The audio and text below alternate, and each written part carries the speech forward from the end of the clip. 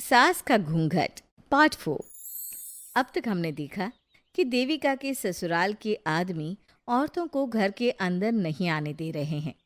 देविका उन्हें पुलिस में जाने की धमकी देती है, जिससे पूरे गांव में अफरा तफरी मच जाती है। तभी गांव का एक आदमी सरपंच को बुलाकर ले आता है।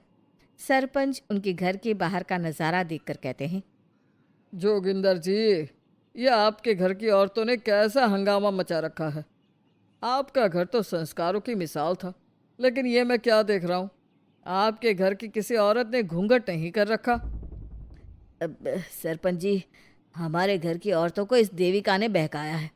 हमने पहले ही इन सबको चेतावनी दी थी कि अगर ये घर से बाहर गई तो हम इन्हें घर में नहीं आने देंगे। अब ये देविका हमें धमकी दे रही है कि पुलिस को बुलाएगी। क्या? पुलिस? इस गांव का बरसों पुराना इतिहास रहा है। इस गांव में कभी पुलिस नहीं आई। गांव के सभी फैसले हमने मिलजुल कर किए हैं। जोगिंदर, तुम्हारे घर का फैसला पंचायत करेगी। सरपंच जी, आपने ठीक कहा। पंचायत दोनों तरफ की बातें सुने और जो भी फैसला पंचायत करेगी वो हमें मंजूर होगा। तो ठीक है, आज दोपहर को सभी गांव की चौपाल पर इकट्ठा होंगे और वहीं तुम्हारे घर का फैसला होगा। सरपंच वहां से चला जाता है। घर के आदमी घर के अंदर जाकर दरवाज़ा बंद कर लेते हैं और घर की औरतें वहीं घर के बाहर पेड़ के नीचे बैठ जाती हैं। तभी विमला कहती है, देविका बहू, तुम्हें भूख लगी होगी ना? नहीं माँ जी, मुझे भूख नहीं लगी, मैं ठीक हूँ। बहू, तेरा बच्चा छोटा है अभी, तुझे भूखा नहीं रहना चाहिए। वेदा, सुजाता, जाओ पास में जो पंडित जी का बाग है ना, वहाँ से कुछ फल तोड़ लाओ। वीना और सुजाता पास के बगीचे से खूब सारे फल तोड़ कर ले आती हैं। सभी औरतें फल खाती हैं। तभी देविका कहती है, आप सब घर से बाहर निकली, घूंघट उतार दिया तो इन मर्दों की इज्जत चली गई, लेकिन हम सब घर के बाहर भूखे प्यासे बैठे हैं। इस बात पर इन अहंकारी मर्दों को शर्म क्यों नहीं आ रही? हाँ देविका, तुम ठीक कह रही हो। अगर हम मर भी जाए ना, तब भी इन मर्दों के लिए इनके बनाए गए नियम कानून ही अहम रहेंगे, हम नहीं। सुजाता भाभी, मुझे तो सबसे ज़्यादा सचिन पर गुस्सा आ रहा है। उसने मुझसे लव मैरिज की थी, क्या क्या वादे किए थे कि मेरा साथ कभी नहीं छोड़ेगा, और आज उसने मेरा साथ छोड़ दिया। अपने बच्चे को एक बार भी नहीं देखा उसने। देविका, वो शुरू से ही ना डरपोक रहा है, लेकिन इन सारी बातों को छोड़ो। मुझे तो इस बात की चिंता हो रही है कि पंचायत में न जाने क्या फैसला होगा। पता नहीं वो इंसाफ करेंगे भी या नहीं। वीना दीदी, आपको अभी भी पंचायत से इंसाफ मिलने की उम्मीद है? अगर इस गांव की पंचायत में सच में इंसाफ करने की भावना होती तो सरपंच जी अभी हमें घर के अंदर जाने देते। देखा नहीं कितना जहर उगल कर गए हैं हमारे खिलाफ। तो बहू, अब हम क्या करेंगे? पंचायत तो हमारे खिलाफ ही फैसला सुनाएगी। पहले तो हम अपनी सारी बातें रखेंगे। अगर ये लोग नहीं माने तो आपको वही करना होगा जो मैं कहूँगी। लेकिन एक बात आप याद रखना, किसी भी सूरत में हम झुकेंगे नहीं, क्योंकि हम सही हैं। देविका सभी औरतों को समझा रही थी। तभी वहाँ एक गांव वाला आता है। आप सभी को पंचायत में बुलाया है। उस गांव वाले की बात सुनकर सभी औरतें पंचायत में पहुंचती हैं। वो देखती हैं कि उस पंचायत में सारा गांव इकट्ठा हो गया है। बहुत सारी औरतें लंबे लंबे घूंघट करके वहां आई हुई हैं। तभी पंचायत की कार्यवाही शुरू की गई और घर के आदमियों से पूछा गया कि वो घर की औरतों को घर में क्यों नहीं रखना चाहते। हमारे घर की औरतें ना तो घूंघट उतारती है और ना ही किसी डॉक्टर से इलाज करवाती है, और हमारे मना करने के बाद भी इन सब ने घर से बाहर कदम रखा, हमसे ऊंची आवाज़ में बात की। हमने इन सबको चेतावनी भी दी, लेकिन इन्होंने हमारी बात नहीं सुनी। अब ये सभी औरतें हमारे घर में नहीं रह सकती। अब औरतें अपना पक्ष रखें। ये कानून की किस किताब में लिखा है कि औरतों को घूंघट करना चाहिए? और अगर मेरे ससुराल की औरतें मुझे डॉक्टर के पास ना लेकर जाती तो ना मेरा बच्चा जिंदा बचता और ना ही मैं। लेकिन दाई अम्मा से हम इलाज करवा रहे थे ना। दाई अम्मा को कुछ समझ में नहीं आ रहा था। देविका का इलाज दाई अम्मा के बस की बात नहीं थी। काफ़ी देर तक दोनों पक्षों में बहस चलती रही। दोनों एक दूसरे पर आरोप प्रत्यारोप लगाते रहे, लेकिन दोनों पक्षों की बात सुनने के बाद पंचायत ने जो फैसला लिया उसके लिए तो देविका पहले से ही तैयार थी। दोनों पक्षों की बात सुनने के बाद पंचायत ने यह फैसला किया है कि सारी गलती महिलाओं की है। अगर वो अपने अपने पतियों से माफ़ी मांग लेती है और वादा करती है कि भविष्य में कभी ऐसी गलती नहीं दोहराएंगी, तो वो घर के अंदर प्रवेश कर सकती हैं। हमें पंचायत का फैसला मंजूर नहीं है। हमने कोई गलती नहीं की जो हम माफ़ी मांगे। और किस बात का वादा करें हम?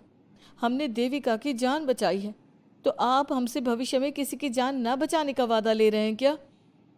अगर तुम्हें पंचायत का फैसला मंजूर नहीं है तो तुम सबको घर में नहीं पुरानी हवेली में रहना होगा, जो अब खंडहर बन चुकी है। यह खंडहर तुम्हारे घर के सामने ही है। सरपंच जी, आपका फैसला सही नहीं है। एक बार और सोच लीजिए इस फैसले के बारे में। ओ शहर की छोरी, 4 किताबें क्या पढ़ ली, हमें सही गलत का पाठ पढ़ाएगी? तुझे पता नहीं कि पंचायत का फैसला यहाँ सदियों से चलता आया है और लोग उसी को मानते आए हैं। अच्छी तरह जानती हूँ सरपंच जी। अगर मैं चाहूँ तो आपके इस फैसले को कोर्ट की चौखट तक ले जा सकती हूँ। पुलिस को बुलाकर अभी घर के अंदर जा सकती हूँ। पंचायत और घर के आदमियों की शिकायत पुलिस में कर सकती हूँ और अपने बच्चे को उसका हक दिलवा सकती हूँ। लेकिन नहीं, मैं ऐसा नहीं करूँगी।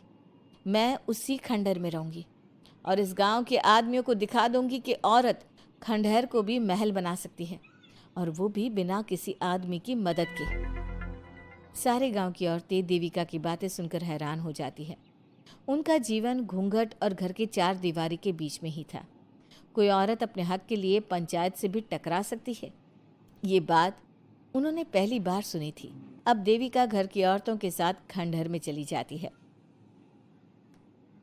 माँ जी, ये खंडहर तो काफ़ी पुराना है। भाभी, खंडहर पुराने ही होते हैं। मुझे तो डरावना भी लग रहा है। मैं डर की वजह से कभी इस खंडहर के आसपास भी नहीं आई, लेकिन मुझे क्या पता था कि एक दिन इसी में रहना पड़ेगा। ये तो टूटा फूटा भी पड़ा है। माँ जी, एक काम करते हैं, ये खंडहर तो काफ़ी बड़ा है, इसलिए एक हिस्से की साफ सफाई करके उसे ही रहने लायक बना देते हैं। बाद में धीरे धीरे पूरा खंडहर ठीक कर लेंगे। हाँ बहू, तुम ठीक कह रही हो। विमला भाभी और मैं इस खंडहर के टूटे हुए हिस्सों पर मिट्टी और ईंटें लगा देते हैं। सुजाता और वीना, तुम साफ सफाई कर लो। सभी औरतें मिलकर खंडहर के एक हिस्से को सुधारना शुरू कर देती है और काफ़ी देर तक मेहनत करने के बाद वो उस हिस्से को काफ़ी हद तक अच्छा कर लेती हैं। और इसी तरह रात हो जाती है। सभी औरतें बैठकर बात करती है। माँ, हमने इस खंडहर को घर तो बना दिया है, लेकिन ये घर चलेगा कैसे? हाँ माँ जी, मैं भी यही सोच रही हूँ। और हम सब तो बड़े हैं, गर्मी सर्दी भूख कुछ भी आसानी से बर्दाश्त कर सकते हैं। लेकिन देविका का बेटा बहुत छोटा है, उसे तो हमें अच्छी तरह से पालना होगा ना। मैं भी यही सोच रही हूँ कि आगे हमें क्या करना चाहिए। कम्मू और मैं मिलकर मिट्टी का चूल्हा और मिट्टी के बर्तन बना देते हैं। कुछ दिन के लिए खाने का इंतज़ाम भी हो जाएगा, क्योंकि यहाँ पर खेत और बाग बगीचे आसपास ही हैं, कहीं से कुछ भी ले सकते हैं। पहले आप मुझे ये बताइए कि आप सब लोगों को आता क्या है? मतलब कोई ऐसा काम जिसका आपको शौक हो, जो आपने बचपन से किया हो। बहू, तेरे दिमाग में चल क्या रहा है? माँ जी, बहुत कुछ चल रहा है। बस अब हमारा सारा ध्यान इस बात पर होना चाहिए कि हम अपने लिए अच्छे से अच्छा क्या काम कर सकते हैं। आप सब हिम्मत से और समझदारी से काम लो, फिर देखना हम इस खंडहर को भी महल बना देंगे। इसके लिए सबसे पहले हमें आत्मनिर्भर बनना होगा। देविका सभी को समझा रही थी, तभी उसका बेटा रोने लगा। उसने अपने बेटे को गोद में उठाया और उसे चुप कराने लगी। अब देविका के सामने सबसे बड़ी चुनौती थी कि वो किस तरह से ससुराल की औरतों को आत्मनिर्भर बनाए और किस तरह से अपना घर चलाए। हमारे प्यारे दर्शकों, अब आप बताइए, देविका और घर की सभी औरतों ने अपने पतियों से माफ़ी ना मांगकर सही किया या गलत? क्या उनका खंडहर में रहने का फैसला सही था? अब देविका को क्या कदम उठाना चाहिए, हमें कमेंट में ज़रूर बताना। हमारी कहानी को लाइक, शेयर और चैनल को सब्सक्राइब करना मत भूलना।